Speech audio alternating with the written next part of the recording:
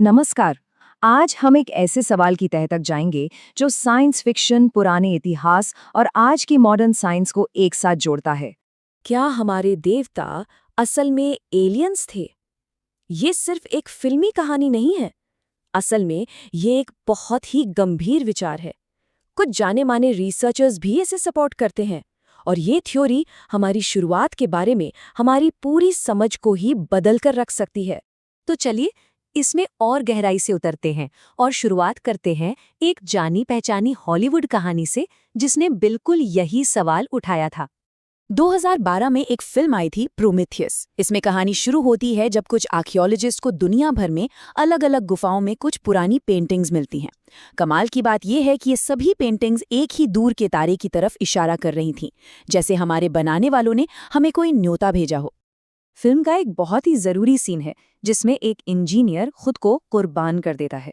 उसका डीएनए एक बंजर ग्रह के पानी में घुल जाता है और वहीं से जीवन की शुरुआत होती है।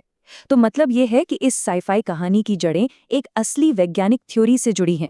चलिए अब सीधे साइंस की बात करते हैं और देखते हैं कि ये आइडिया एक दिलचस्प सोच से एक सीरियस संभावना कैसे बन जाता है।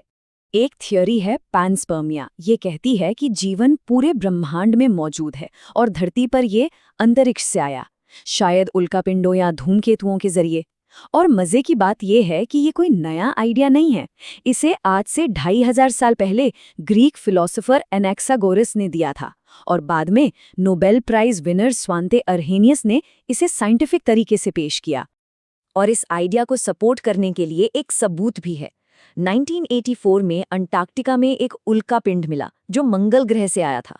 जब नासा के साइंटिस्ट्स ने इसे जांचा तो उन्हें इसके अंदर छोटे छोटे बैक्टीरिया जैसे जीवाश्म मिले। हालांकि ये पक्का नहीं हुआ, पर इसने इस बात को और मजबूत कर दिया कि जीवन एक ग्रह से दूसरे ग्रह तक सफर कर सकता है। लेकिन क्या हो अगर धरती पर जीवन का आना कोई हादसा न हो? क्या हो अगर इसे जानबूझकर यहाँ भेजा गया हो? यहीं से ये थ्योरी एक बहुत ही रोमांचक मोड़ लेती है। अब जो बात सामने आ रही है वो वाकई चौंकाने वाली है। ये शब्द है फ्रांसिस क्रिक के, वही फ्रांसिस क्रिक जिन्होंने डीएनए की खोज की थी और नोबेल प्राइज जीता था।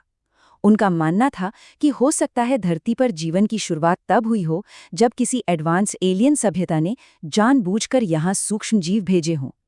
जब इतना बड़ा साइंटिस्ट ये बात कहे तो ध्यान देना तो बनता है। सितारों से आए किसी क्रिएटर का ये आइडिया सिर्फ साइंस में ही नहीं है, इसकी गूंज हमारी सबसे पुरानी कहानियों और ढांचों में भी मिलती है। Ancient astronaut theory. ये थ्योरी कहती है कि हमारे पूर्वजों ने शायद एडवांस्ड एलियन विजिटर्स को ही भगवान समझ लिया था।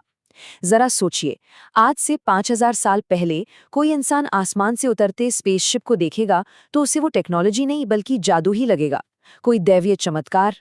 तो क्या उनके भगवान हमारे एस्ट्रोनॉट्स थे? इस पैटर्न को देखिए। ग्रीक माइथोलॉजी, हिंदू धर्म या अब्राहमिक धर्म, हजारों किलोमीटर्स और हजारों साल के फासले के बावजूद कहानी एक जैसी है। ऊपर से कोई शक्तिशाली शक्ति इंसानों को बनाती है और उन्हें ज्ञान देती है। क्या ये सब सिर्फ एक इत्तेफाक हो सकता है? और फिर है ये प्राचीन अजूबे जिन्हें आज तक कोई समझा नहीं पाया। गीज़ा का महान पिरामिड, उसे इतनी सटीकता से बनाया गया है कि आज के इंजीनियर्स भी हैरान हैं।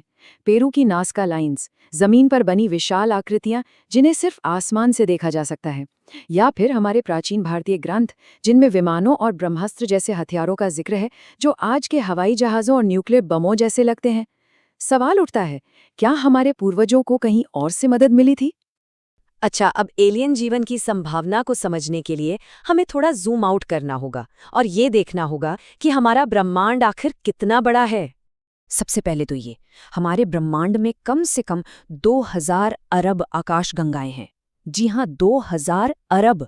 ये नंबर इतना बड़ा है कि सोचकर भी दिमाग घूम जाता है। और उन आकाशगंगाओं में अंदाजा है कि एक के आगे 24 जीरो इतने सारे तारे हैं। मतलब पूरी दुनिया के सारे समुद्र तटों पर जितने रेत के कण हैं, ये उससे भी कहीं ज्यादा हैं, कहीं ज्यादा। और चलिए कहीं दूर नहीं जाते, सिर्फ हमारी अपनी आकाशगंगा मिल्की वे की बात करते हैं। यहाँ करीब 6 अरब ऐसे ग्रह हो सकते हैं जो धरती जैसे हों और अपने तारे से बिल्कुल सही दूरी पर, जिसे गोल्डीलॉक्स जोन कहते हैं, जहाँ जीवन पनप सकता है। तो फिर सवाल ये है कि सब हैं कहाँ? अगर ब्रह्मांड में जीवन की इतनी ज्यादा संभावना है तो आज तक हमें कोई मिला क्यों नहीं? इसे ही कहते हैं फर्मी पैराडॉक्स, एक गहरा विरोधाभास जहां एक तरफ जीवन की पूरी संभावना है और दूसरी तरफ दूर दूर तक कोई सबूत नहीं। चलिए इस बड़े ब्रह्मांडीय सवाल को अब वापस लाते हैं हमारे अंदर मौजूद उस कोड पर जो हमें बनाता है, हमारा अपना डीएनए।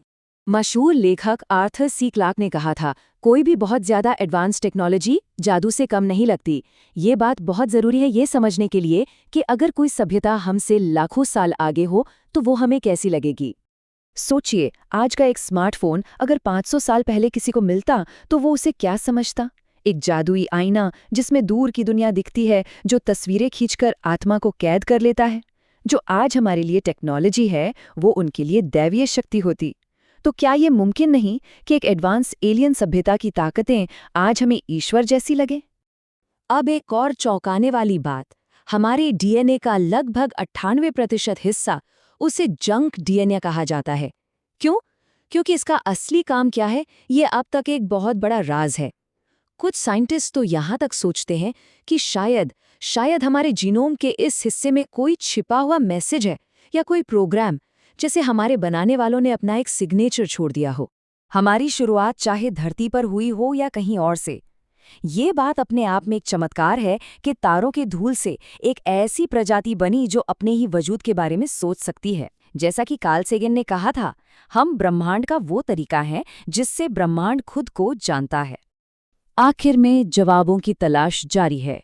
ये खोज हमें और दूर जाने और गहरे सवाल पूछने पर मजबूर करती है।